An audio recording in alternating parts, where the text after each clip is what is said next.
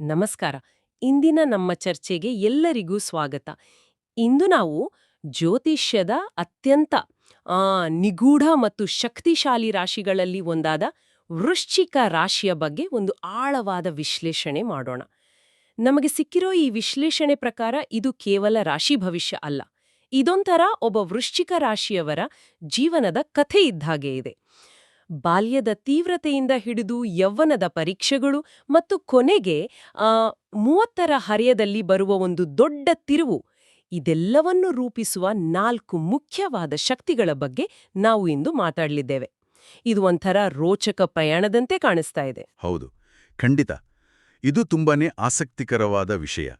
ನಾವು ಇವತ್ತು 4 ಬೇರೆ ಬೇರೆ ಗ್ರಹಗಳ ಪ್ರಭಾವಗಳನ್ನ ಅಂದ್ರೆ ಶಿಸ್ತಿನ ಶನಿ, ಅವಕಾಶಗಳನ್ನ ಕೊಡುವ ಗಜಕೇಸರಿ ಯೋಗ, ಶಕ್ತಿಯುತ ಕುಜ ಮತ್ತೆ ಬದಲಾವಣೆಯ ಸಂಕೇತವಾದ ಗ್ರಹಣ, ಇವೆಲ್ಲ ಹೇಗೆ ಒಂದರ ಮೇಲೆ ಒಂದು ಪ್ರಭಾವ ಬೀರಿ ವೃಶ್ಚಿಕ ರಾಶಿಯವರ ಜೀವನವನ್ನ ಒಂದು ರೋಲರ್ ಕೋಸ್ಟರ್ ಪಯಣದ ಹಾಗೆ ರೂಪಿಸ್ತವೆ ಅಂತ ನೋಡಲಿದ್ದೇವೆ.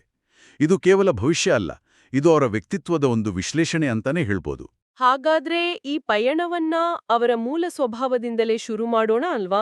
ವೃಶ್ಚಿಕ ರಾಶಿ ಅಂದ ತಕ್ಷಣ ನಮಗೆ ನೆನಪಾಗೋದೇ ಅವರ ರಹಸ್ಯಮಯ ಮತ್ತು ತುಂಬಾ ತೀಕ್ಷ್ಣವಾದ ವ್ಯಕ್ತಿತ್ವ. ಇವರದು ಜಲತತ್ವದ ರಾಶಿ, ಆದ್ರೆ ಅಧಿಪತಿ ಮಾತ್ರ ಯುದ್ಧದ ಗ್ರಹವಾದ ಕುಜ. ಇದು ಕೇಳ್ಲಿಕ್ಕೆ ಒಂಥರ ವಿರೋಧಾಭಾಸದ ತರ ಇದೆಯಲ್ಲ. ಅಂದ್ರೆ ನೀರಿನ ಶಾಂತತೆ ಮತ್ತು ಬೆಂಕಿಯ ಹಾಗೆ ಇರೋ ಕುಜನ ಶಕ್ತಿ ಎರಡೂ ಒಂದೇ ಕಡೆ ಹೇಗೆ ಸಾಧ್ಯ? ಅದ್ಭುತವಾದ ಪ್ರಶ್ನೆ. ಇದೇ ವೃಶ್ಚಿಕ ರಾಶಿಯವರ ವ್ಯಕ್ತಿತ್ವದ ತಿರುಳು. ನೋಡಿ, ಜಲತತ್ವ ಅವರಿಗೆ ಸಮುದ್ರದ ಹಾಗೆ ಆಳವಾದ ಭಾವನೆಗಳನ್ನು ಕೊಡುತ್ತೆ.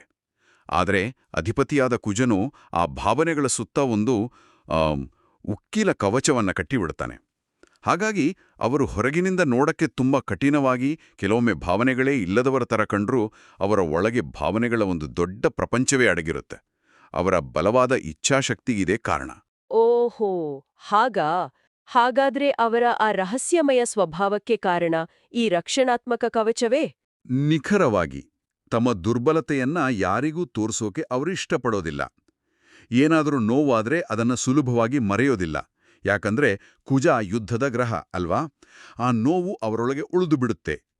ಇದೇ ಕಾರಣಕ್ಕೆ ಕೆಲವೊಮ್ಮೆ ಅವರಲ್ಲಿ ಪ್ರತೀಕಾರದ ಭಾವನೆ ಕೂಡ ಕಾಣಿಸ್ಕೊಳ್ಬೋದು. ಇದು ಅವರ ರಕ್ಷಣಾತ್ಮಕ ಸ್ವಭಾವದ ಇನ್ನೊಂದು ಮುಖ ಅಷ್ಟೇ. ಸರಿ, ಈಗ ಅವರ ಜೀವನದ ಮೇಲೆ ಪ್ರಭಾವ ಬೀರುವ ಅತಿದೊಡ್ಡ ಶಕ್ತಿ ಬಗ್ಗೆ ಮಾತಾಡೋಣ. ಶನಿ ಮಹಾದಶೆ, 19 ವರ್ಷಗಳ ದೀರ್ಘಾವಧಿ. ಅಬ್ಬಾ, ಇದು ಕೇಳುವಾಗ್ಲೇ ಎದೆ ಧಸಕನ್ನುತ್ತೆ. ಇದೊಂದು ದೊಡ್ಡ ಪರೀಕ್ಷೆಯ ಕಾಲವೇ? ಹೌದು, ಇದನ್ನ ಪರೀಕ್ಷೆ ಅಂತಾನೂ ಅನ್ಬೋದು, ಅಥವಾ ಇದೊಂಥರ ತರಬೇತಿ ಇದ್ದಾಗೆ ಅಂತಾನೂ ಹೇಳ್ಬೋದು. ಶನಿಯನ್ನ ಜ್ಯೋತಿಷ್ಯದಲ್ಲಿ ಕರ್ಮಕಾರಕ ಅಥವಾ ಕಟ್ಟುನಿಟ್ಟಿನ ಗುರು ಅಂತ ಕರೀತಾರೆ. ಈ 19 ವರ್ಷಗಳ ಅವಧಿಯಲ್ಲಿ, ವಿಶೇಷವಾಗಿ ಶುರುವಿನಲ್ಲಿ, ಶನಿಯು ತಾಳ್ಮೆ, ಶಿಸ್ತು, ಪರಿಶ್ರಮ ಎಲ್ಲವನ್ನೂ ಪರೀಕ್ಷೆ ಮಾಡ್ತಾನೆ. ಹಾಗಾಗಿ ಆರ್ಥಿಕವಾಗಿ ಸ್ವಲ್ಪ ಹಿನ್ನಡೆ, ಸಂಬಂಧಗಳಲ್ಲಿ ಬಿರುಕು ಮತ್ತು ಮಾನಸಿಕ ಒತ್ತಡಗಳು ತುಂಬಾ ಸಹಜ. ಆದ್ರೆ 19 ವರ್ಷಗಳ ಕಾಲ ಹೀಗೆ ಇರುತ್ತಾ?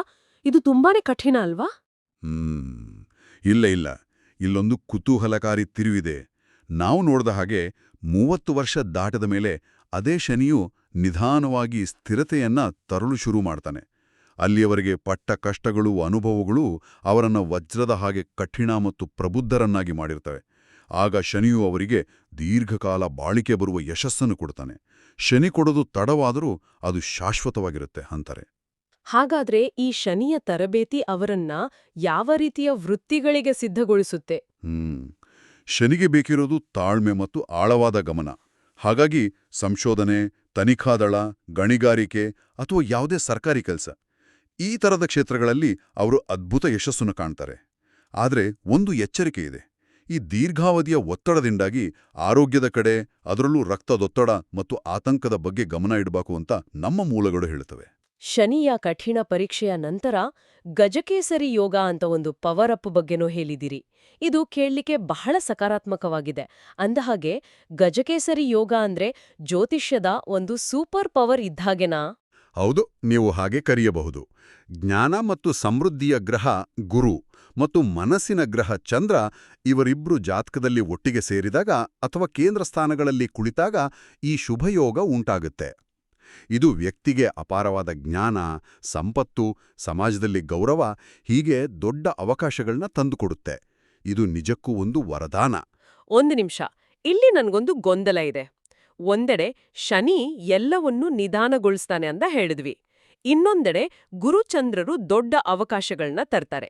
ಹಾಗಾದ್ರೆ ಗಜಕೇಸರಿ ಯೋಗದ ಸೂಪರ್ ಪವರ್ ಅನ್ನ ಅನ್ಲಾಕ್ ಮಾಡಕ್ಕೆ ಶನಿ ಕೀ ಬೇಕು ಅಂತಾಯ್ತಾ? ಅತ್ಯುತ್ತಮವಾಗಿ ಹಿಡಿದ್ರಿ ಪಾಯಿಂಟ್. ಇಲ್ಲಿಯೇ ವೃಶ್ಚಿಕ ರಾಶಿಯವರ ಜೀವನದ ರಹಸ್ಯ ಇರೋದು. ಗಜಕೇಸರಿ ಯೋಗ ಅನ್ನೋದು ಚಿನ್ನದ ಗಣಿಯ ದಾರಿಯನ್ನ ತೋರಿಸಿದರೆ, ಶನಿಯು ಆ ಗಣಿಯನ್ನ ಅಗೆಯೋಕೆ ಬೇಕಾದ ಪರಿಶ್ರಮ ಮತ್ತು ತಾಳ್ಮೆಯನ್ನ ಕಲಿಸ್ತಾನೆ. ಹಾಗಾಗಿ ಈ ಸಂಯೋಗ ಇದ್ದಾಗ ಯಶಸ್ಸು ರಾತ್ರೋರಾತ್ರಿ ಬರೋದಿಲ್ಲ. ಬದಲಿಗೆ ಶನಿಯ ಶಿಸ್ತಿನಿಂದ ಗಳಿಸಿದ ಅನುಭವದ ಮೇಲೆ ಗಜಕೇಸರಿ ಯೋಗ ಒಂದು ಸಾಮ್ರಾಜ್ಯವನ್ನೇ ಕಟ್ಕೊಡುತ್ತೆ. ಹಾಗಾಗಿ ಇಲ್ಲಿ ಮುಖ್ಯವಾದ ಪಾಠ ಅಂದ್ರೆ, ವೃಶ್ಚಿಕ ರಾಶಿಯವರಿಗೆ ತಾಳ್ಮೆ ಕೇವಲ ಒಂದು ಗುಣ ಅಲ್ಲ, ಅದು ಅವರ ಯಶಸ್ಸಿನ ತಂತ್ರ. ಶನಿಯಿಂದ ತಾಳ್ಮೆ, ಗುರುಚಂದ್ರಿಂದ ಅವಕಾಶ, ಇದು ಕೇಳೋಕ್ ಚೆನ್ನಾಗಿದೆ. ಆದ್ರೆ ನಮ್ಮ ವಿಶ್ಲೇಷಣೆಯಲ್ಲಿ ಕುಜದೋಷ ಅನ್ನೋ ಒಂದು ಎಚ್ಚರಿಕೆಯ ಮಾತು ಇದೆ. ಇದೇನು? ಇದು ಈ ಕಥೆಯ ಪ್ಲಾಟ್ ಟ್ವಿಸ್ಟ್ ಇದ್ದ ಹಾಗೇನಾ? ಹೌದು, ಇದೊಂಥರ ಟ್ವಿಸ್ಟ್ ಅಂತಾನೆ ಹೇಳ್ಬೋದು. ಸಾಮಾನ್ಯವಾಗಿ ಕುಜ ದೋಷವನ್ನ ಮದುವೆ ಮತ್ತು ಸಂಬಂಧಗಳಲ್ಲಿ ಸಮಸ್ಯೆ ಅಂತ ನೋಡ್ತಾರೆ. ಇದು ಕೋಪ, ಆತುರದ ನಿರ್ಧಾರ ಮತ್ತು ಸಂಘರ್ಷಕ್ಕೆ ಕಾರಣ ಆಗ್ಬೋದು. ಆದ್ರೆ ವೃಶ್ಚಿಕ ರಾಶಿಯವರಿಗೆ ಅವರ ಅಧಿಪತಿಯೇ ಕುಜ ಆಗಿರೋದ್ರಿಂದ ಇದರ ಪರಿಣಾಮವೇ ಬೇರೆ ಇರುತ್ತೆ. ಅಂದ್ರೆ ಹೇಗೆ? ಇದೊಂದು ಉದಾಹರಣೆ ಮೂಲಕ ಹೇಳ್ತೀನಿ. ನಿಮ್ಮ ಕಾರಲ್ಲಿ ಒಂದು ರೇಸ್ ಕಾರ್ ಇಂಜಿನ್ ಇಟ್ರೆ ಏನಾಗುತ್ತೆ? ನೀವದನ್ನ ಸರಿಯಾಗಿ ನಿಭಾಯಿಸಿಲ್ಲ ಅಂದ್ರೆ ಅದು ಅಪಘಾತಕ್ಕೆ ಕಾರಣ ಆಗ್ಬೋದು ಅಲ್ವಾ? ಹೌದು. ಆದ್ರೆ ಅದೇ ಇಂಜಿನ್ನ ಶಕ್ತಿಯನ್ನ ನಿಯಂತ್ರಿಸೋಕೆ ಕಲ್ತ್ರೆ ನೀವು ಯಾವುದೇ ರೇಸನ್ನೂ ಗೆಲ್ಲಬಹುದು. ವೃಶ್ಚಿಕ ರಾಶಿಯವರ ಕುಜದೋಷವೂ ಹಾಗೆಯೇ. ಆ ಶಕ್ತಿಯನ್ನ ಸರಿಯಾಗಿ ಬಳಸ್ಕೊಂಡ್ರೆ ಅದು ಅವರನ್ನ ಅಸಾಧಾರಣ ನಾಯಕರು, ಧೈರ್ಯವಂತ ಸೈನಿಕರು ಮತ್ತು ನಿಖರವಾದ ಶಸ್ತ್ರಚಿಕಿತ್ಸಕರನ್ನಾಗಿ ಮಾಡುತ್ತೆ. ಹಾಗಾದ್ರೆ ನಾವು ಮುಂಚೆ ಮಾತಾಡಿದ ಶನಿಯ ಶಿಸ್ತು ಈ ಕುಜನ ರೇಸ್ ಕಾರ್ ಇಂಜಿನನ್ನು ಕಂಟ್ರೋಲ್ ಮಾಡೋಕೆ ಸಹಾಯ ಮಾಡುತ್ತಾ? ನಿಖರವಾಗಿ.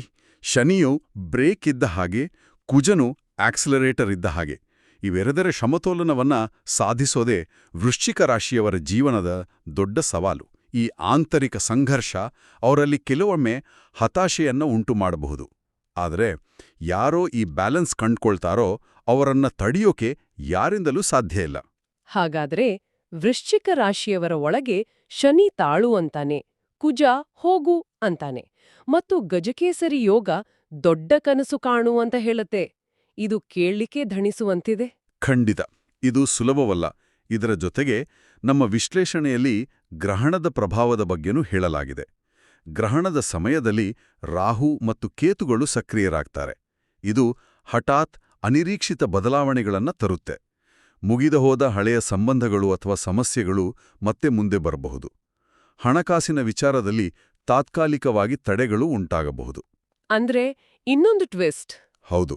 ಆದ್ರೆ ಪ್ರತಿಯೊಂದು ಗ್ರಹಣವೂ ಒಂದು ಶುದ್ಧೀಕರಣ ಪ್ರಕ್ರಿಯೆ ಇದ್ದ ಹಾಗೆ.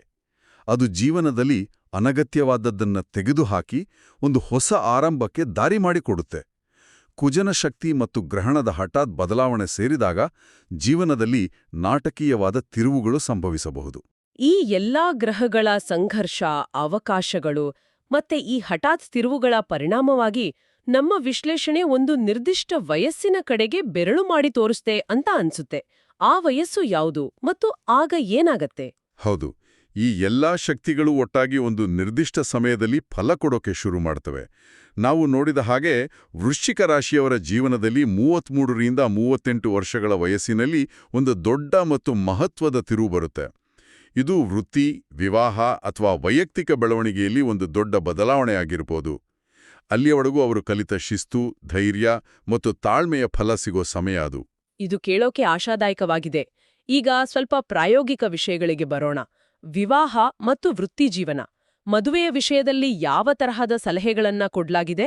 ಕುಜನ ಆತುಳ ಮತ್ತು ಕೋಪದ ಪ್ರಭಾವದಿಂದಾಗಿ 28 ವರ್ಷಗಳ ನಂತರ ವಿವಾಹವಾದರೆ ಉತ್ತಮ ಅಂತ ಸೂಚಿಸಲಾಗಿದೆ. ಆಗ ಅವರಿಗೆ ಹೆಚ್ಚು ಪ್ರಬುದ್ಧತೆ ಬಂದಿರುತ್ತೆ. ಹೊಂದಾಣಿಕೆಯ ವಿಷಯಕ್ಕೆ ಬಂದರೆ ವೃಶ್ಚಿಕ ರಾಶಿಯವರ ತೀವ್ರವಾದ ಸ್ವಭಾವವನ್ನ ಅರ್ಥ ಮಾಡಿಕೊಳ್ಳಬಲ್ಲ ಕಟಕ, ಮೀನರಾಶಿಯವರಂತಹ ಜಲತತ್ವದ ರಾಶಿಗಳು ಅಥವಾ ಅವರ ಭಾವನೆಗಳಿಗೆ ಸ್ಥಿರತೆ ನೀಡಬಲ್ಲ ಕನ್ಯಾ ರಾಶಿಯವರೊಂದಿಗೆ ಸಂಬಂಧ ಚೆನ್ನಾಗಿರುತ್ತೆ ಅಂತ ಹೇಳಲಾಗಿದೆ. ಆದರೆ ಮುಖ್ಯವಾಗಿ ಅವರು ಸಂಬಂಧಗಳಲ್ಲಿ ಸಹನೆಯನ್ನ ಕಲಿಯೋದು ಬಹಳ ಅಗತ್ಯ. ಇನ್ನು ವೃತ್ತಿಜೀವನದ ಬಗ್ಗೆ ಹೇಳೋದಾದ್ರೆ ಅವರ ಗ್ರಹಗಳ ಸಂಯೋಜನೆಗೆ ಯಾವ ಕ್ಷೇತ್ರಗಳು ಸರಿಹೊಂದುತ್ತವೆ? ಈಗ ನೋಡಿ, ಎಲ್ಲವೂ ಒಂದಕ್ಕೊಂದು ಹೇಗೆ ಹೊಂದಿಕೊಳ್ಳುತ್ತೆ ಅಂತ.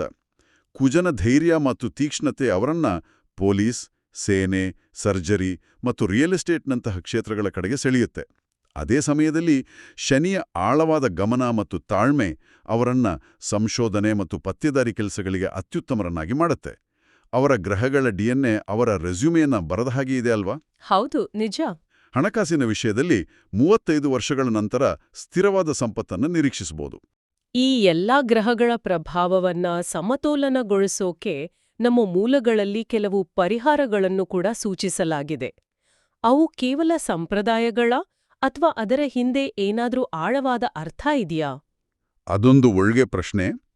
ಈ ಪರಿಹಾರಗಳನ್ನ ಕೇವಲ ಮೂಢನಂಬಿಕೆಗಳಾಗಿ ನೋಡಬಾರದು. ಅವು ಒಂಥರ ಮಾನಸಿಕ ಮತ್ತು ಶಕ್ತಿಯ ಸಮತೋಲನದ ಸಾಧನಗಳು. ಉದಾಹರಣೆಗೆ ಶನಿಗಾಗಿ ಶನಿವಾರ ಎಳ್ಳಿನ ದೀಪ ಹಚ್ಚೋದು ಶಿಸ್ತು ಮತ್ತು ಜವಾಬ್ದಾರಿಯನ್ನ ನೆನಪಿಸಿದ್ರೆ, ಕುಜನಿಗಾಗಿ ಸುಬ್ರಹ್ಮಣ್ಯ ಮಂತ್ರವನ್ನ ಪಠಿಸೋದು ಆ ಆಕ್ರಮಣಕಾರಿ ಶಕ್ತಿಯನ್ನ ಸಕಾರಾತ್ಮಕವಾಗಿ ಕೇಂದ್ರೀಕರಿಸಲು ಸಹಾಯ ಮಾಡುತ್ತೆ. ಗುರುಗಾಗಿ ದಾನ ಮಾಡೋದು ಕೃತಜ್ಞತಾ ಭಾವವನ್ನ ಹೆಚ್ಚಿಸುತ್ತೆ. ಹಾಗಾದ್ರೆ ಇದರ ಹಿಂದಿರೋ ಆಧ್ಯಾತ್ಮಿಕ ಸಂದೇಶವೇನೋ? ವೃಶ್ಚಿಕ ರಾಶಿ ಅಂದ್ರೇನೆ ಪುನರ್ಜನ್ಮ ಮತ್ತು ಪರಿವರ್ತನೆಯ ಸಂಕೇತ. ಫೀನಿಕ್ಸ್ ಪಕ್ಷಿ ಬೂದಿಯಿಂದ ಮತ್ತೆ ಹುಟ್ಟಿ ಬರೋ ಹಾಗೆ. ಈ ದೃಷ್ಟಿಯಿಂದ ನೋಡಿದರೆ ಪ್ರತಿಯೊಂದು ಗ್ರಹವು ಅವರಿಗೆ ಒಂದೊಂದು ಪಾಠವನ್ನ ಕಲಿಸುತ್ತೆ. ಶನಿಯು ಸಹನೆಯನ್ನ, ಕುಜನು ಧೈರ್ಯವನ್ನ, ಗುರುವು ಜ್ಞಾನವನ್ನ ಮತ್ತು ಗ್ರಹಣವು ಶುದ್ಧೀಕರಣವನ್ನ ಕಲಿಸುತ್ತೆ. ಈ ಎಲ್ಲಾ ಅನುಭವಗಳು ಅವರನ್ನ ಆಧ್ಯಾತ್ಮಿಕವಾಗಿ ಉನ್ನತ ಮಟ್ಟಿಗೆ ಕೊಂಡೊಯ್ತವೆ. ಹಾಗಾದ್ರೆ ಒಟ್ಟಾರೆಯಾಗಿ ಹೇಳೋದಾದ್ರೆ ವೃಶ್ಚಿಕ ರಾಶಿಯವರ ಜೀವನ ಪಯಣ ಹೀಗಿದೆ. ಆರಂಭದಲ್ಲಿ ಕಠಿಣ ತರಬೇತಿ ಮತ್ತು ಆಂತರಿಕ ಸಂಘರ್ಷ, ಮಧ್ಯಂತರದಲ್ಲಿ ಅನಿರೀಕ್ಷಿತ ತಿರುವುಗಳು ಮತ್ತು ಕಲಿಕೆ, ಮತ್ತು ಅಂತಿಮವಾಗಿ ಆ 30-38ರ ವಯಸ್ಸಿನಲ್ಲಿ ತಾವು ಯಾರೆಂಬುದನ್ನ ಕಂಡುಕೊಂಡು ವಿಜಯವನ್ನ ಸಾಧಿಸೋದು. ಖಂಡಿತ. ಈ ವಿಶ್ಲೇಷಣೆಯು ಒಂದು ಸಂಕೀರ್ಣವಾದ ಆದರೆ ಶಕ್ತಿಶಾಲಿಯಾದ ಜೀವನದ ನೀಲನಕ್ಷೆಯನ್ನು ತೋರಿಸುತ್ತೆ. ಇಲ್ಲಿ ನಾವು ಕೇಳ್ಕೊಳ್ಬೇಕಾದ ಒಂದು ಅಂತಿಮ ಪ್ರಶ್ನೆಯಿದೆ. ಈ ಗ್ರಹಗಳ ಶಕ್ತಿಯು ಕೇವಲ ಪೂರ್ವನಿರ್ಧರಿತ ಹಾದಿಯೇ, ಅಥವಾ ವೃಶ್ಚಿಕ ರಾಶಿಯವರಲ್ಲಿರುವ ಆ ಅದಮ್ಯ ಇಚ್ಛಾಶಕ್ತಿಯನ್ನು ಬಳಸಿ ಈ ಶಕ್ತಿಶಾಲಿ ಗ್ರಹಗಳನ್ನ ಕಚ್ಚಾ ಪದಾರ್ಥಗಳ ಹಾಗೆ ಉಪಯೋಗಿಸಿಕೊಂಡು ತಮ್ಮ ಭವಿಷ್ಯವನ್ನ ತಾವೇ ರೂಪಿಸಿಕೊಳ್ಳಬಹುದಾದ ಒಂದು ಭೂಪಟವೇ? ಬಹುಶಃ ಉತ್ತರ ಅವರಲ್ಲೇ ಇದೆ.